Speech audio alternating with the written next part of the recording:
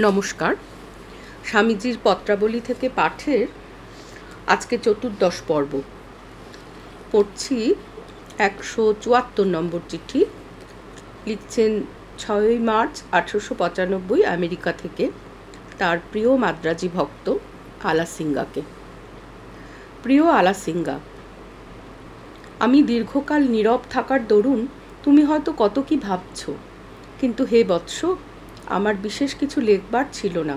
খবরের মধ্যে সেই পুরাতন কথা, কেবল কাজ কাজ আর কাজ।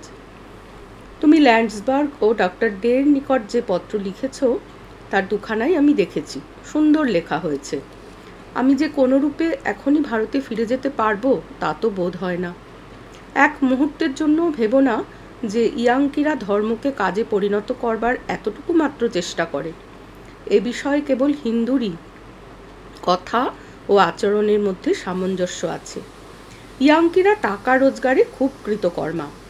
আমি এখান থেকে চলে গেলেই যা কিছু একটু ধর্মভাব জেগেছে সবটাই উড়ে যাবে। সুতরাং চলে যাবার আগে কাজের ভিত্তিটা পাকা করে যেতে চাই। সব কাজই আধা আধি না করে সম্পূর্ণ করা উচিত। মিস্টার আয়ারকে একখানা পত্র লিখেছিলাম। তাতে যা লিখেছি তোমরা সেই সব বিষয়ে কি করছো? রামকৃষ্ণের নাম প্রচার করবার জন্য জেদ করো না, আগে তার ভাব প্রচার করো। যদিও আমি জানি জগৎ চিরকালই আগে মানুষটিকে মানে, তারপর তার ভাবটি নেয়।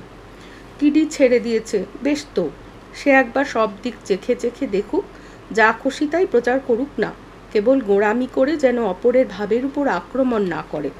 তুমি ওখানে তোমার নিজের ক্ষুদ্র শক্তিতে যতটা পারো করবার চেষ্টা করো। আমিও এখানে একটু আধটু সামান্য কাজ করবার চেষ্টা করছি। কিসে ভালো হবে তা প্রভুই জানেন।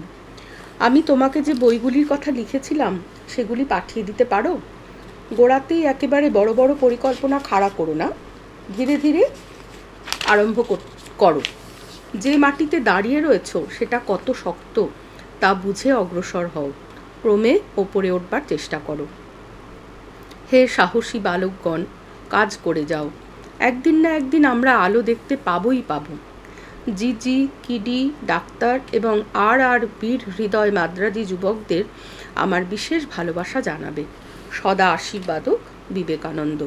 পুনশ্চ, যদি সুবিধা হয় কতগুলি কুশাসন পাঠাবে।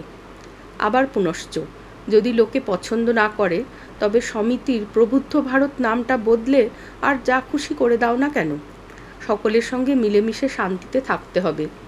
ল্যান্ডসবার্গের সঙ্গে আমার চিঠিপত্র আদান প্রদান করো। এইরূপে কাজটা ধীরে ধীরে বাড়তে থাকুক। রোমনগর একদিনে নির্মিত হয়নি। মহীশূরের মহারাজার দেহত্যাগ হলো, তিনি আমাদের বিশেষ আশার স্থল ছিলেন। যাই হোক, প্রভুই মহান, তিনি অপরাপর ব্যক্তিকে আমাদের মহৎ কার্যে সাহায্য করবার জন্য পাঠাবেন। ইতি বি।